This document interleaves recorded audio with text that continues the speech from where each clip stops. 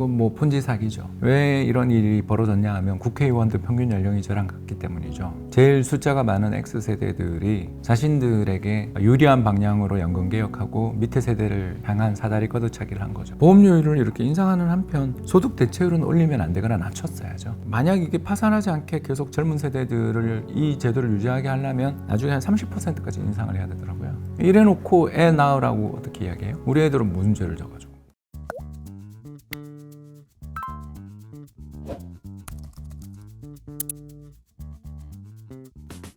안녕하세요, 이호석입니다. 오랜만에 홍춘욱 박사님 모셨습니다. 안녕하세요. 네, 안녕하세요. 네, 박사님 요즘에 그 프리즘 투자자문 엄청 잘 되고 있다고. 예, 아마 이게 방송이 언제 나갈지 모르지만 아마 네. 1,500억. 1,500억. 예. 와. 지난해 연말에 1,000억 돌파했다고 제가 자랑했었는데 네. 세 달 남짓하는 사이에 이제 한 500억 늘었습니다. 이게 뭔가 잘 되는 집에는 이유가 있겠죠? 수익률은 올해는 안 좋은데 올해는 저희가 2월 중순쯤 이제 금에 대한 리밸런싱을 했고요. 그때 이제 우리나라 금치 프리미엄 뭐 이러면서 해외 시세보다 우리나라가 한 20-30% 비쌌을 때 그때 그 정도로 비쌌구나. 예, 네. 20% 이상 확실히 비쌌습니다. 그거 이제 매도하면서 리밸런싱 한번 하고 그랬지만 금값이 이제 그 뒤에 폭락하면서 아무래도 이제 리밸런싱을 해서 충격을 좀 덜하게 하긴 했지만 아무래도 그 손실이 좀 있어서 1, 2월 초에 벌어놨던 거 2월부터 3월 사이 좀 깨먹다가 이제 또 3월 중순부터 다시 만회해서 뭐 중립형 가입하신 분들은 다들 표정이 편한 그런 표정을 하고 방문하십니다. 작년부터 이제 해가지고 수익률이 좋으니까 재가입하시는 분도 많다고. 재가입이 제일 많죠. 이제 저희가 그 추가 투자라고 하나요? 추가 적립 투자, 추가 납입. 추가 납입하시는 분이 전체 가입자 한 73%. 그러니까 이제 10분 잘 되는 중에 집이라는 얘기예요. 그죠? 10분 중에 3분 중에 세 분이 이제 그렇게 하고 특히 제가 이제 재작년 말 2023년 말에 이제 지분 인수하고 제가 이제 뭐 이렇게 월급 사장에서 이제 오너 CEO가 된 다음에 네네. 한참 늘기 시작해서 이제 제가 인수했을 때가 한 160억 정도였다가 AUM이요? 예, 작년이 이제 300억, 요때가 300억이었는데 이제 그때부터 지난해 연말까지 한 700억이 늘어서 1,000억을 만들어올 때 이제 그때 가입하신 분들이 이제 1년이 되신 거죠, 벌써. 그러면서 이제 그분들은 자산이 불어난 상태에서 이제 추가 납입까지 하시면서 재가입해 주시니까 이야. 이게 이제 아무래도 좀 도움이 되는 것 같습니다. 박사님 근데 저기 그 뭐 공부도 열심히 하시고 책도 많이 쓰시고 근데 사업까지 잘하시면 이거 어떻게 좀 반칙 아닙니까? 아니, 시작할 때 지금 160억으로 시작해서 지금 1,500억이 10배잖아요. 그러네요. 네네. 예, 10배라고는 생각 야. 못 했는데 예, 그러네요. 제가 인수하고 1년 3개월 남짓 만에 네. AUM 10배 만들었는데요. 이제 뭐 운이 좋은 면도 있었고요. 왜냐하면 작년에 그 자산 배분한 펀드들은 일단 작년에 수익이 다 네. 국민연금이 15% 나는. 그러니까 저희가 그렇군요. 이제 밀물에 좀 올라탔다. 그러니까 2023년에는 좀 힘들었지만 2023년 10월 그 이스라엘 하마스 전쟁 이후부터는 시장이 그때부터는 이제 조정 없이 작년 8월까지 쭉 갔잖아요. 네. 예, 그때 저희가 이제 좀 올라탔죠. 네. 근데 이 말씀을 계속 드리는 이유가 어쨌든 프리즘이 이제 표방하고 있는 게 장기적인 이제 투자 이런 연금과 관련돼 있는데 최근에 이제 국회에서 연금 개혁안이 통과가 됐습니다. 네. 말이 많아요. 그러니까 일단은 뭐 보험료율은 좀 올린다.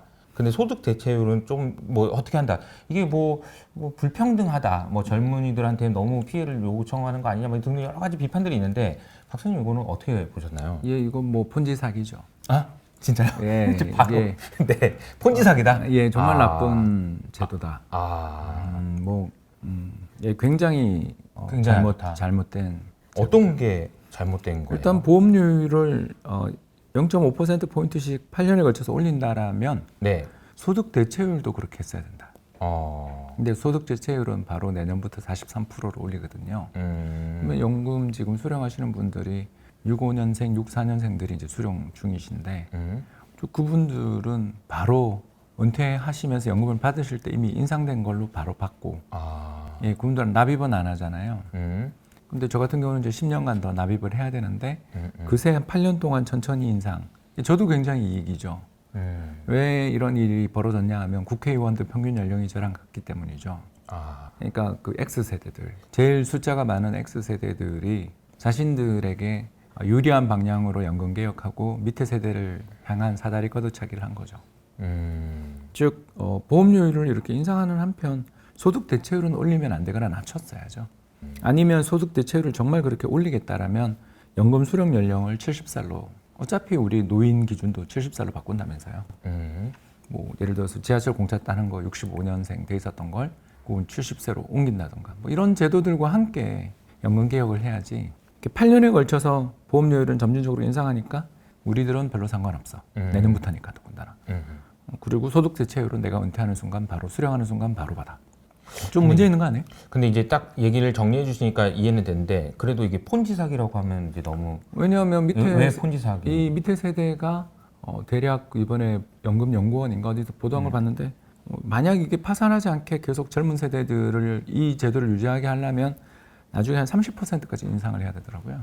그러니까 소득의 30%를 연금에 내야 된다는 거죠. 예. 세금이랑 따로 이게 예. 연금에만.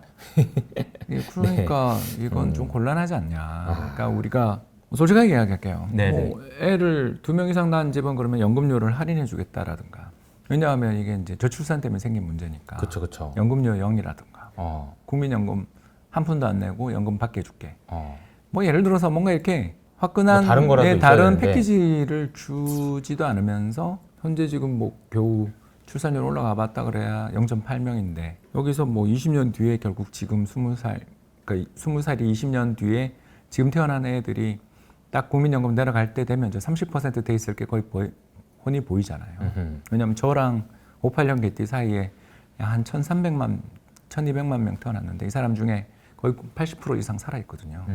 1,000만 명이 매년 계속 지금 착착착착 국민연금 받으러 가서 43%로 인상된 걸 또 받는다. 이거 폰지 사기죠. 이래놓고 애 낳으라고 어떻게 이야기해요? 우리 애들은 무슨 죄를 져가지고. 그러니까요. 이민밖에 답이 없는. 하윤이가 네네. 진짜 대학 가가지고 좀 뭐 늦게 나와서 한 15년 뒤, 10년 뒤에 이제 예를 들어서 어디 유학도 갔다 오고 해서 취직했다 그러면 우리나라에서 예, 연금료가 제가 봤을 때 기본은 한 18%에서 시작할 거고 18%. 이게 지금 일본이 이 정도 내거든요. 그러니까 우리보다 20년 빨리 인구가 감소한 일본이 이미 18%인데 네네. 우리도 이 정도로 인상을 하든가. 지금 인상하면서 소득 대체율은 깎아야죠. 뭐 그리고 아주 강력한 소득 저출산 대책이라서 애 셋 이상 낳은 집은 보험료 면제. 뭐 예를 들어서 연금 안 내게. 예. 세명 내면. 예. 그리고 국민연금은 받게. 뭐 그렇게 하든가. 뭐 아무 대안도 없이 그냥 50세 후반부터 60세 노인들이 이제 젊은 노인들이 가장 이득을 보는 시스템을 만들어 놓고 이제 이래 놓고 또 고갈이 이렇게 했으면 고갈이라도 몇십 년 늦춰져야 되는데 7년인가 8년 늦춰지는 걸로 땡이잖아요. 왜 그러냐 하면 아까 이야기한 것처럼 소득 대체율을 올리니까. 그러니까 이 연금료를 9%에서 13%로 거의 한 50% 가까이 올려놓고 이거밖에 고갈 시기를 연장 못 시킨다라면 언발의 어중룩이네요. 완전히 이상한 제도. 이게 제가 봤을 때 이거는 그냥 X세대나 58년 개띠들이 아무튼 베이비붐 1, 2차 세대들이 밑에 세대 털어먹는 그런 시스템이다. 신랄하게 비판을 해주셨으니까. 근데 사실 이제 이런 거예요. 국회의원의 평균 연령이 56세입니다. 그래서 56세에게 가장 유리한 자기들한테 가장 유리한 제도를 도입한 것 같은데. 했다. 뭐 그것도 맞고 뭐 그리고 이제 뭐 표를 위해서 내가 이런 것도 이 사람들이 낫다. 숫자가 제일 많고 또 투표율도 높으니까. 그러니까. 어차피 그런데 근데 우리나라 2030은 숫자가 적으니까 맞아요. 거의 열심히 투표해봐야 소용없으니까 노인들한테 집중적으로 시혜를 주고 뭐 어떻게 될지 모르잖아요, 정치 일정이. 그것 따라서 자기들이 한번 이렇게 여러분들을 위해서 이거 했어요를 하는 거 아닌가. 그럼에도 불구하고 소위 우리가 이런 말을 하잖아요. 아니 누울 자리를 보고 다리를 뻗어라. 이제 아무리 그래도 그렇지. 이게 아이들한테 그러니까 자녀 세대한테 이렇게까지 하면 어떤 생각을 할지를 모르고 하는 건가 아니면 무슨 생각인지 저도 이제 잘 거기는 모르겠어요. 분열돼 있다고 생각하는 거죠. 어차피 젊은 친구들은 분열돼 있다. 그리고 숫자도 얼마 안 된다. 숫자도 얼마 안 된다. 그래서 좀 고정표는 무시가 가능하다. 예, 고정표는 이미 다 정해져 있으니까 중도표를 끌어당길 수 있는. 근데 그 중도표를 끌어당기는 가장 좋은 방법은 물질적인 어떤 인센티브를 주는 거다. 이렇게 생각을 했겠죠. 공학자들이 선거공학자라고 계시잖아요. 표를 위해서든 뭘 위해서든 이렇게 뭐 이런 옛날 결과가 나왔다는 게 참 네. 저기 2008년 선거나 그럴 때는 보면 그 뉴타운 선거 막 이런 우리 동네 전부 다 뉴타운 만들어주겠어요 하면서 그때 이명박 대통령 시절 뭐 그때 대승하고 막 그랬던 거 혹시 기억 안 나세요? 그쵸. 그런 것처럼 물질적 이익을 주겠다로 이제 사람을 유혹하는 그런 거겠죠. 근데 이제 그게 이제 독약을 마시는 거죠. 목이 마르다고 소금물을 벌컥 들이키는. 목이 마르다고 소금물을. 근데 이게 이제 통과될지 이게 통과는 된 거잖아요, 그죠? 아니 이제 그게 마지막 절차가 남아 있긴 한 네, 거죠, 그죠? 예, 거부권 행사의 가능성도 있고. 그렇죠. 좀 했으면 좋겠는데. 이게 어떻게 될지는 참 아무튼 이게 여당 야당 와 정말 꼴도 보기 싫습니다. 네, 뭐 이러니 저러니 정말 그렇긴 한데 이 개혁안을 두고 결국은 젊은 세대하고 이제 기성세대들 간의 갈등. 근데 기성세대는 그냥 저는 좋아요. 모른 척하는 것 같아요, 그냥. 저는 이대로 되면 좋죠, 저는. 근데 이제 전 벌써 요새 월급 15만 원 받고 있는데 그러니까 국민연금료도 굉장히 적게 낼 거 아니에요. 네네. 그런 입장이지만 계속 그거 검사안에서 물가 상승 감안해서 보면 제가 한 200만 원 받거든요. 10년 뒤에 200만 원 받는 걸로 나와요. 네네네. 제가 50대 중반이니까. 네네네. 뭐 되게 큰 돈이잖아요. 그러네요. 왜냐하면 제가 이제 계속 상한을 넣었으니까 94년부터 계속 넣었으니까. 네네네. 그런 입장에서는 뭐 43%라고 땡큐. 그리고 어차피 저는 이제 소득이 줄잖아요. 이제 배당 소득이 주가 되는 삶을 사는 게 중요하잖아요. 네네. 그래서 이제 배당할 수 있는 근로소득이 아니고 이제 그런 사람들 입장에서 볼 때 근로소득에 대해서 생각이 붙으니까 아무튼 우리 5학년 5반 넘어가기 시작하면 대부분이 근로소득이 줄잖아요. 그러니까 우리 연금료는 내려가고 받을 돈은 올라가는 개이득. 그러나 그럼에도 불구하고 대표님한테는 이게 좋은 뭐 나쁘지 않다이지만 그럼에도 불구하고 이거는 폰지 사기라고 할 만큼 저는 문제가 있다. 저는 그러니까 분명히 이건 저한테 저희 같은 세대들 70년을 전후해서 태어난 사람들한테는 이득이죠. 그러나 나라가 이거 굉장히 위험해지는 거 아닌가. 연금 재정 안 그래도 위험한데 그냥 뭐 7, 8년 잠깐 딜레이 시킬 뿐이지 그 뒤에는 더 큰 문제를 양산할 수 있는 제도인데 더 내고 덜 받아야지 이게 뭔 말이냐. 그리고 더 내는 것도 플랜을 8년 할 거면 그냥 1%씩 올려서 일본처럼 18% 갔어야 되는 거 아닌가. 대신에 적게 받으면서 우리도 희생할게. 뭐 이렇게 나가는 게 염치가 있는 염치가 건데 있는 거죠. 우린 더 받을 테니 너네 또 조금만 더 내. 그리고 10년 뒤에 그때 또 연금 개혁할 때는 일본처럼 18% 되겠지? 뭐 이러는 거잖아요 지금. 물론 이제 애가 갑자기 100만 명씩 태어나면 다 해결되겠지만 그건 뭐 모르잖아 우리가. 그러니까요. 네. 그러면 이제 이런 상황에서 다른 방법은 없나요? 근데 뭐 이때 여러 가지 방법이 있어요. 그러니까 지금 내는 돈, 모아놓은 돈이 있고, 그리고 이제 내야 될 돈이 있고, 나중에 이제 나갈 돈이 있고 그런 건데, 뭐 그냥 얼핏 생각해봐도 이걸 좀 더 많이 확 키우면 안 되나 이런 생각도 좀 들고요. 일단 자동 조절 시스템을 했어야 되는 거 아닌가? 그러니까 자동 조절 시스템. 일본이 자동 조절 시스템 하는데 이제 연금에 뭐 그 고갈 시점이 다가오거나 그러면 네네. 자동으로 연금료 인상 및 소득 대체율 하락. 그러니까 기계적으로 이렇게 맨날 싸우지 말고. 네, 다른 나라 기준을 정하는. 다른 나라 그렇게 하거든요. 대부분의 나라들이 이렇게 하고 있어요. 전 세계 20개 나라가 넘을걸요. 선진국들. 노령화가 시작된 나라는. 네. 그렇게 가는 게 첫 번째고 두 번째가 국민연금 빨리 뉴욕으로 이전하자. 우리나라 국민연금이 작년에 15% 정도 벌어서 엄청난 성과를 냈다라고들 다들 그러시는데 사실 제가 국민연금 벤치마크 포트폴리오를 되게 많이 구성을 해서 돌려보거든요. 왜냐하면 저희 회사 그 캐치프레이즈가 국민연금 따라 투자니까. 네네. 그래서 국민연금의 포트폴리오 공개되어 있는 포트폴리오를 가지고서 작년 시뮬레이션을 제가 한번 해보니까 저희는 한 20% 가까이 나오더라고요. 그럼 나머지 5%는 어디서 나갔나? 뭐 비용도 있을 것이지만 벤치마크보다 뭔가 딜을 못 잡아온 그런 것들도 좀 있었을 수도 있고 또 뭐 지금처럼 국민연금 목표 비중보다 너무 낮게. 그러니까 작년 12월 기준으로 해서 국민연금의 국내 주식 보유 비중이 11.5%인데 목표 비중이 한 15%였거든요. 그러니까 3.5%나 엄청나게 낮춰놓은 주식 비중을. 그러니까 리밸런싱도 잘 안 되고 뭐 그리고 또 해외 투자 비중이 너무 적으니까 빨리 해외 투자 비중을 좀 올리고 자, 이런 식으로 쭉 뭘 해 나가는 것들 하려면 결국 연금을 독립시켜야 되는 거 아닌가. 제가 연금에 있을 때 그 나온 발의됐던 법안들을 다 본 적이 있었는데 한 1년은 대관 업무했어요. 네네. 보는데 다 금융통화위원회 모델이에요. 아. 그래서 나라에서 뭐 한 3명, 국회에서 한 2명씩 예를 들어서 이렇게 해서 7명을 기금운용위원회를 하고 이 사람들 연임 가능하게. 그래서 본부장들 맨날 바뀌는 거 맞고. 그렇잖아요. 옛날 이성태 총재 연임하신 것처럼 그렇게. 네네네. 연임하게 쭉 만들어 놓고 거기 계신 분들에 대해서는 지위를 다 보장하고 그리고 순차 임기를 해서 정권 바뀌더라도 한 방에 못 흔들게 그렇게 하고 그 본부에 대해서는 거기 금융위원회처럼 뭐 기금운용위원회를 7명 정도의 멤버로 만들어서 그 사람들이 통합 관리하게 하고 예산은 독자로 그렇게 쓰게 해서 운용을 하게 하는 시스템들에 대해서 20년 전부터 이미 법안이 돌아다녀요. 아. 근데 자기들이 막 야당일 때 이거 해야 된다고 했다가 자기가 여당 되면 안 하더라고요. 아, 그래도 뭐 자리 하나라도 있어야 되고 막 뭐 게 그런 있는 것보다 것도- 이제 연금이 그 15%를 국내 주식을 갖고 있으라고 돼 있잖아요. 그러면 네네. 1200조니까 아하. 어마어마한 돈이잖아요. 아하. 200조 이상 되잖아요. 그렇죠, 그렇죠. 근데 이건 얼마나 개입하기 좋고 아. 영향력을 휘두르기 좋아요. 아하.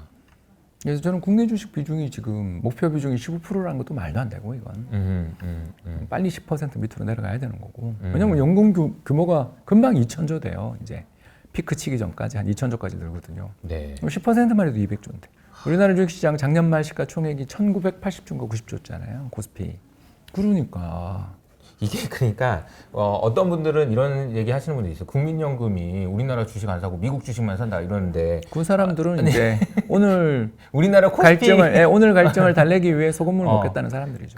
그런 얘기인 거죠. 근데 어쨌든 지금 10% 이하로 낮춰야 된다는 얘기는 그만큼 이제 다른 자산들에 대한 비중도 크고 좀 커져야 된다라는 이야기. 그리고 위험 자산인 대체 자산하고 해외 주식 채권 뭐 특히 리츠부터 뭐 저기 헤지 펀드, 네. 사모 펀드, 인프라 이런 데 다 투자를 더 공격적으로 늘려야 되는데 국내 주식 지금 열심히 사고 있죠. 저는 첫 번째 안에 대해서 조금 더 여쭤보고 싶은 게 자동 조절 시스템이라는 이런 이제 가이드라인을 갖고 있다라는 거는 어쨌든 이렇게 됨으로써 국민연금이라는 그 제도가 상당히 오랫동안 지속될 거라는 신뢰를 먼저 주는 게 먼저라는 거죠. 그러니까 이제 저도 그렇고 아까 이제 폰지 사기라고까지 얘기해 주셨으니까 대부분의 젊은 친구들은 연금 그거 어차피 다 못 받는 거 아니야라는 저도 생각이 그렇게 생각해. 팽배해 있어요. 그러니까 이대로 가면 못 받겠죠. 그러니까 이 생각을 바꾸지 않으면은 이게 어떻게 지속 가능한가라는 생각이 들어서 아유, 어떤 식으로든 바꿔야 되지 않을까. 이민이 답이죠.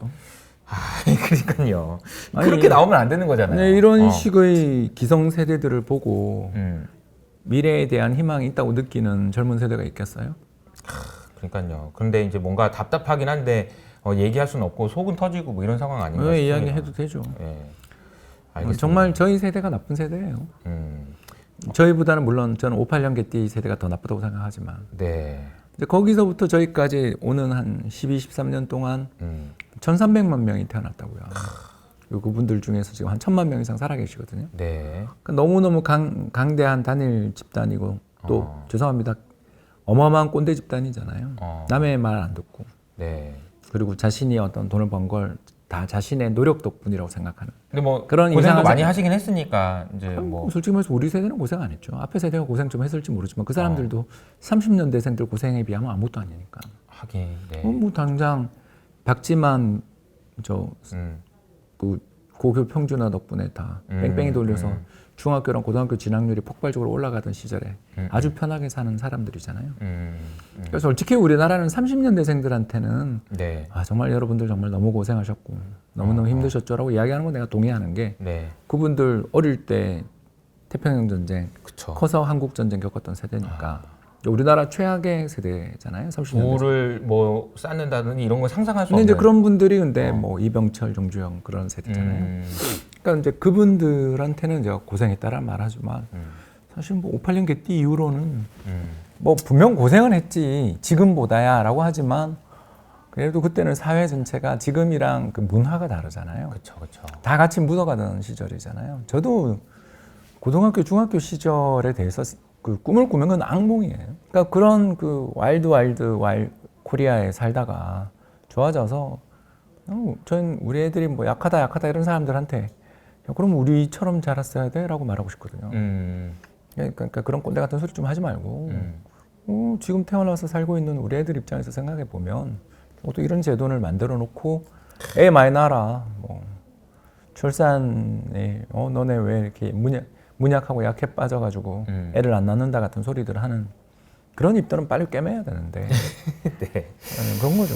알겠습니다. 그래서 어쨌든 그 뭐 개혁안이 나오긴 했는데 이대로 이제 통과되는 것은 상당히 큰 혼란이 나올 것 같아요. 근데 이런 생각을 좀 해볼 수 있는 것 같아요. 간단하게 생각해 보면은 지금 운용하고 있는 기금을 사람들한테 돈을 더 내라고 해서가 아니고 국가의 재정을 좀 먼저 좀 넣는 건 어떠냐. 아니, 그래서 그것도 뭐 요걸로 넣어서 이걸 좀 빨리 키우면 생각보다 좀 선순환의 고리로 들어갈 수도 있는 거 아니야. 그래서 이제 뭐 4.16 연금 개혁 뭐 이런 얘기도 좀 있고 그런 것 같더라고요.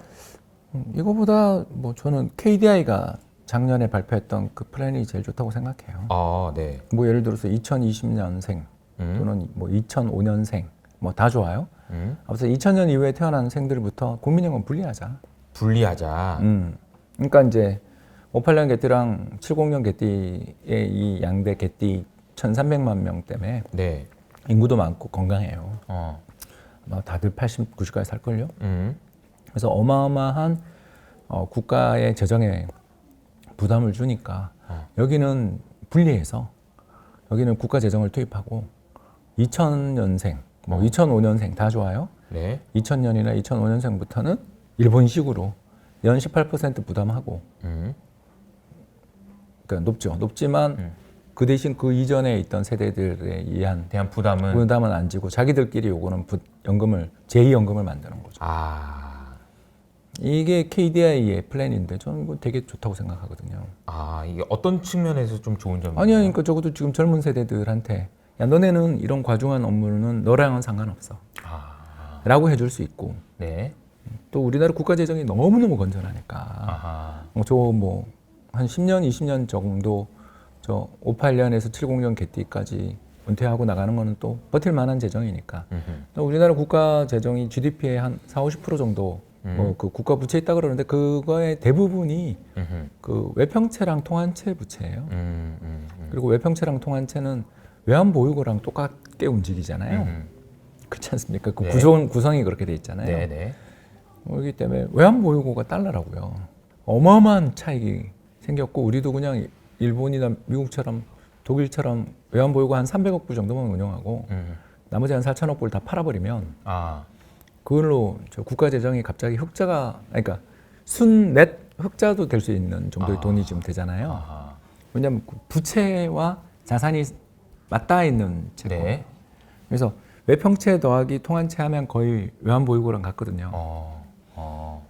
그게 부채인 거잖아요. 그러니까 나라에선 부채지만 자산으로 달러를 들고 있는 자산이니까 그렇죠. 환율 지금 1,500원이니까 그거 팔아버리고 이걸로 KIC 들고 있는 거 다 팔아버리라 그러고 일로 들어와서 우리나라 앞에 있는 이제 2005년생 이상 이전 뭐 또는 아니면 1995년생 이전 뭐든 좋아요.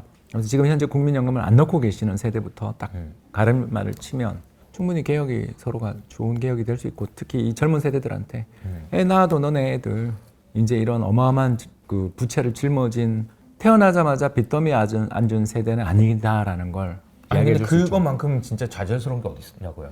사실 나는 아직 취업하기도 힘들어 죽겠는데 취업하면은 30%씩 그것도 연금으로 내라는 게 말이 되냐. 저도 그래서 우리 애들은 어떻게든 해외 취업시키고 싶어서 노력하고 있습니다. 그러니까요. 이런 나라에서는 뭐 우리나라에 있는 사람들이 우리나라에 계속 살기 위해서는 어쨌든 미래를 대비하기 위해 연금 투자를 해야 되는 거잖아요. 그렇죠. 근데 그렇게 하기 위해서 뭐 좀 나눠서 설명해 주시면 좋을 것 같아요. 이제 일단 뭐 첫 어쨌든 번째는 연금료는 이야기했고요. 연금료는 이야기했고 두 번째가 운용 시스템을 거버넌스를 바꿔서 CPPIB 수익률을 내면 사실 거의 대부분 문제가 해결되거든요. CPPIB가 지난 20년 동안 연평균 수익률이 한 9% 정도 나옵니다. 그런데 이제 국민연금이 한 6% 나오죠. 네. 3%포인트 차이가 나고요. 그 3%포인트 차이가 나는 이유가 뭐냐면 자산 배분이 다르기 때문인데 CPPIB 자산의 거의 한 3분의 1 정도가 비상장 주식과 뭐 그런 것들입니다. 비상장 주식, 벤처 캐피탈 또는 뭐 사모펀드들이 이제 그거 M&A 해서 비상장으로 만들어서 네. 뭐 그런 어떤 프라이빗 이쿼티 쪽으로 네. 들어가 있는 돈들이. 근데 VC도 프라이빗 이쿼티니까 그런 식으로 들어가 있는 게 전체 운용 자산의 거의 한 4분의 1에서 3분의 1 사이더라고요. 그런 게 이제 한번 터지면 이제 뭐 몇 배, 몇십 배, 몇백 배 뭐 이렇게 터지는 구글에 거죠. 투자할 수도 있는 거죠. 그러니까요. 딥시크에 투자할 수도 있는 거고. 그러니까 뭐 그렇게 저는 될 뭐 수도 있다는 거니까. 아니 근데 이제 장기 투자를 하니까. 그리고 또 두 번째가 CPPIB는 또 어떻게 하냐면 채권을 발행해요.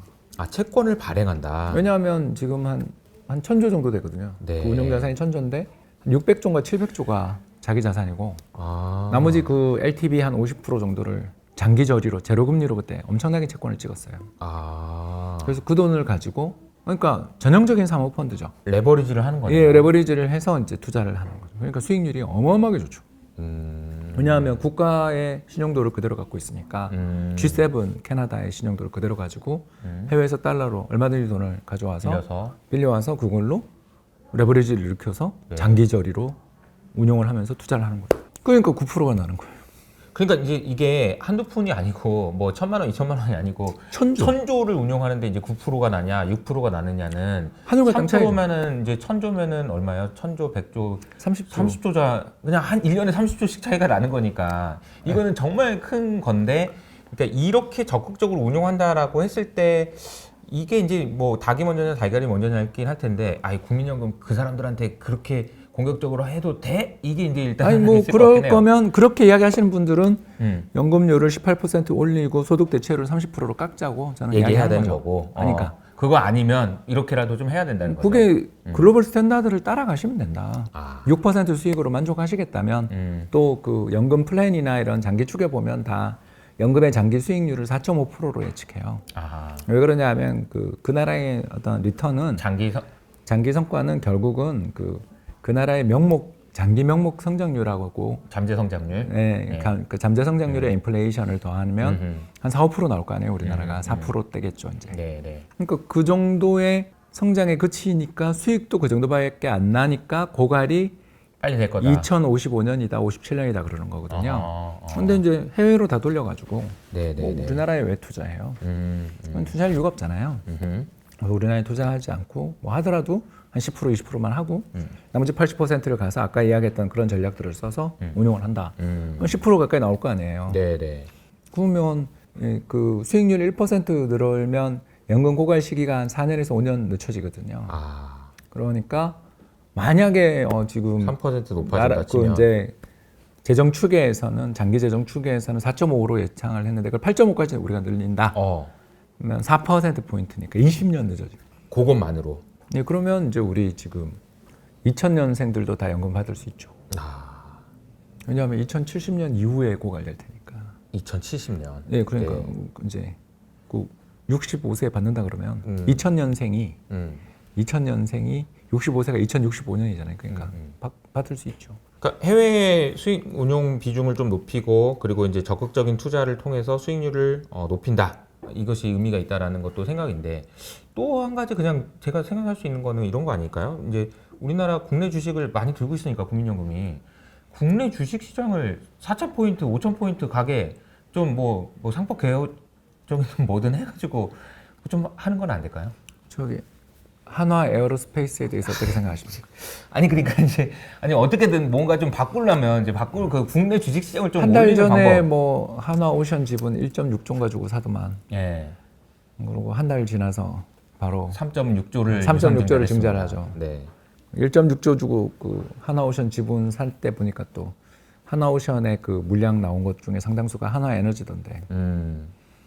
예, 더 이렇게 사는 거죠 지금 계속. 근데 이게 영 안 되나요? 이거 어떻게라도 좀 바꾸면 되게 좋을 것 같은데. 근데 MBK한테도 사대 출연하는 나라에 사모펀드 대표한테 사재 출연하는 나라에서 잘 됐어요.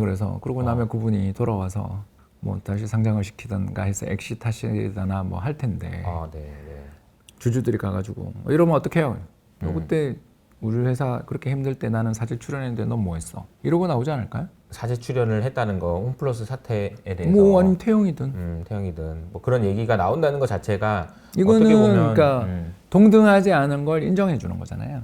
그러니까 그냥 잘못했으면 감옥에 가면 되는 거지. 왜 사재를 출연하라고 그러죠? 뭐 합의해오라는 것처럼 들리죠. 국민들에 대해서 합의해와. 내가 너 지원해 줄 테니까 국민들한테 합의해와. 그러면 막 술 먹고 사람 쳐 죽여도 크게 반성하고 합의하면 그냥 감옥 안 가는 집행유예 받는 그거가 떠오르지 않으세요, 여러분? 유전무죄, 무전유죄잖아. 아니 그러니까 이제 이거는 이성적으로 생각해 보지 않고 감정에만 너무 이렇게 그러니까, 되는 거 그러니까, 아닌가 그러면- 이런 생각이 들어. 그럼 감정적으로 하면 요 꼴로 가는 거지. 그러니까 뭐 어렵게 생각해요. 그러니까 이게 뭐 이런 아니 얘기가... 이래놓고 상법 개정이 무슨 의미가 있냐고. 그러니까 제 의견은 네네네. 어떤 사람이 잘못을 하면 감옥 가면 되고 그 사람이 가지고 있는 지분 가치를 다 영으로 만들면 되는 거지. 네네네.